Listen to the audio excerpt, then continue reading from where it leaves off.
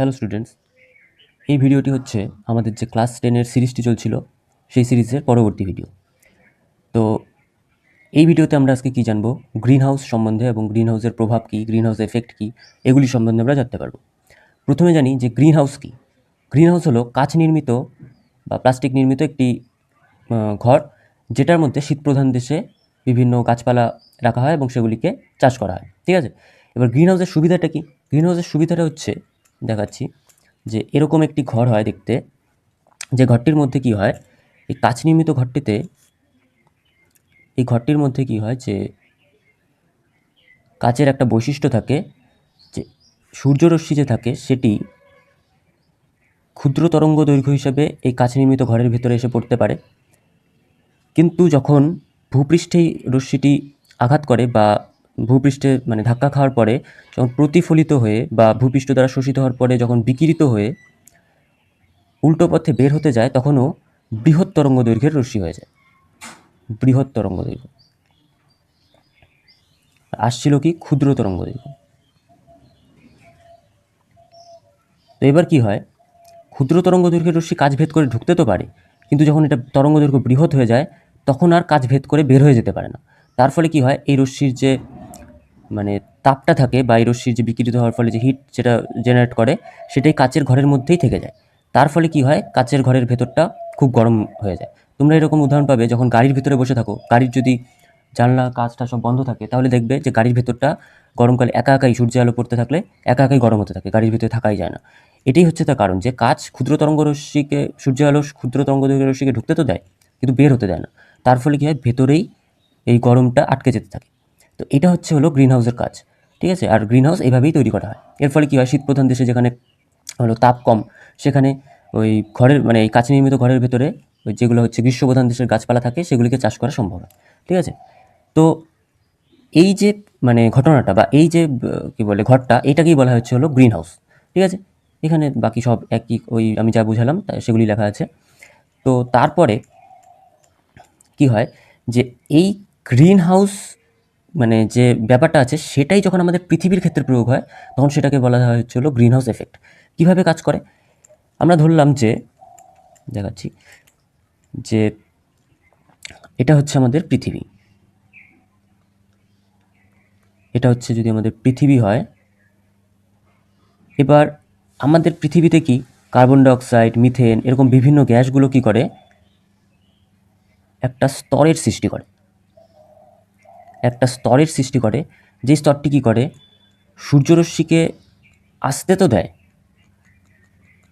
সূর্যরশ্মি ক্ষুদ্র তরঙ্গ দৈর্ঘ্যকে আসতে দেয়, কিন্তু ভূপৃষ্ঠ থেকে বিকিরিত হওয়ার পরে যখন সেটা বৃহৎ তরঙ্গ দৈর্ঘ্যের রশ্মি হয়ে যায়, তখন আর এই গ্যাসগুলি বের হতে দেয় না। অর্থাৎ একদম গ্রিন হাউসের মতোই কাজ করে। গ্রিন হাউসের কাজগুলো যেমন কাজ করছিল, যে ক্ষুদ্র তরঙ্গ দৈর্ঘ্য রশ্মিকে আসতে দিচ্ছিল কিন্তু বৃহৎ তরঙ্গ দৈর্ঘ্যের রশ্মিকে বের হতে দিচ্ছিল না, সেই একই কাজ এই আমাদের এই বিভিন্ন গ্রিন হাউস গ্যাসগুলো করে। অর্থাৎ গ্রিন হাউস গ্যাসগুলো কী হয়, যেমন CO2, তারপর মিথেন, CFC, বিভিন্ন নাইট্রাস অক্সাইড, এগুলো কী করে, এই একই কাজটি করে, জলীয় বাষ্প।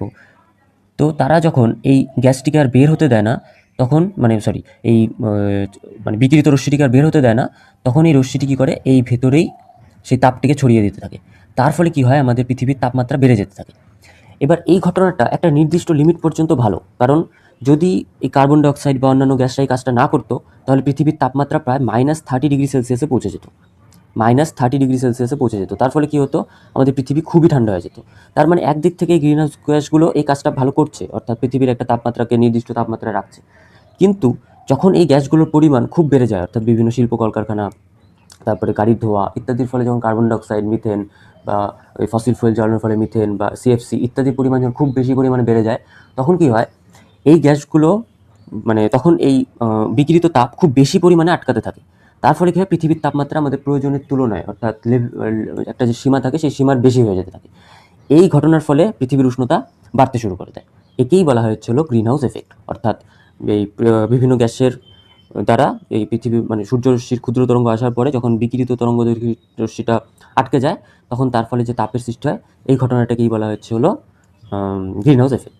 ঠিক আছে, তো আমাদের মধ্যে গ্রিন হাউস গ্যাস কী কী আছে, যেসব গ্যাস বায়ুমণ্ডলে উপস্থিত থেকে পৃথিবী থেকে নির্গত দীর্ঘ তরঙ্গ দৈর্ঘ্যের তাপরশ্মি শোষণ করে এবং তা আবার পৃথিবীর দিকে ফিরিয়ে দেয়, ফলে পৃথিবীর তাপমাত্রা বৃদ্ধি পায়, সেগুলিকেই গ্রিনহাউস গ্যাস বলা হয়। আর গ্রিনহাউস গ্যাসের নাম কি? বিভিন্ন কার্বন ডাইঅক্সাইড, মিথেন, জলীয় বাষ্প, তারপর nitrous oxide, ozone, chlorofluorocarbon, hydrofluorocarbon, এগুলো সব হচ্ছে গ্রিনহাউস গ্যাসের মধ্যে পড়ে। ক্লোরোফ্লোরোকার্বন যেমন ওজোন গ্যাসকেও ধ্বংস করে, তেমনি আবার এই কী বলে গ্রিনহাউস গ্যাস হিসেবে তাপরশ্মিকেও আটকে দিতে পারে। গ্রিনহাউস এফেক্ট কি? ওই যেটা আমি বোঝালাম যে গ্রিনহাউস এফেক্ট হলো পৃথিবীর বায়ুমণ্ডলে উপস্থিত কিছু গ্যাস CO2, CH4, জলীয় বাষ্প ইত্যাদি দ্বারা সূর্য থেকে আগত তাপকে আটকে রাখার প্রাকৃতিক প্রক্রিয়া, যার ফলে পৃথিবীর গড় তাপমাত্রা বৃদ্ধি পায়। কীভাবে ঘটে একটু আগেই বোঝালাম, এই জিনিসগুলোই হবে, ঠিক আছে। তারপরে যেখানে হচ্ছে ছবিটা দেওয়া আছে যে গ্রিনহাউস কীভাবে কাজ করে, অর্থাৎ ওই রশ্মিটা আসার পরে আটকে যায়, যখন আসে তখন হচ্ছে ক্ষুদ্র তরঙ্গ দৈর্ঘ্য রশ্মি হিসাবে আসে, যখন বের হতে যায় তখন বৃহৎ তরঙ্গ দৈর্ঘ্য রশ্মি হিসেবে কোন রশ্মি হিসেবে বের হয়? সেটা হচ্ছে ইনফ্রারেড অর্থাৎ IR, অবলোহিত রশ্মি, ঠিক আছে। এটা কিন্তু শর্ট কোশ্চেনে খুব আসে যে কোন রশ্মিটা, এই যে ইনফ্রারেড, ঠিক আছে, বা অবলোহিত রশ্মি, অবলোহিত অর্থাৎ এর তরঙ্গ দৈর্ঘ্য কী হয়, লাল আলোর থেকেও বেশি হয়।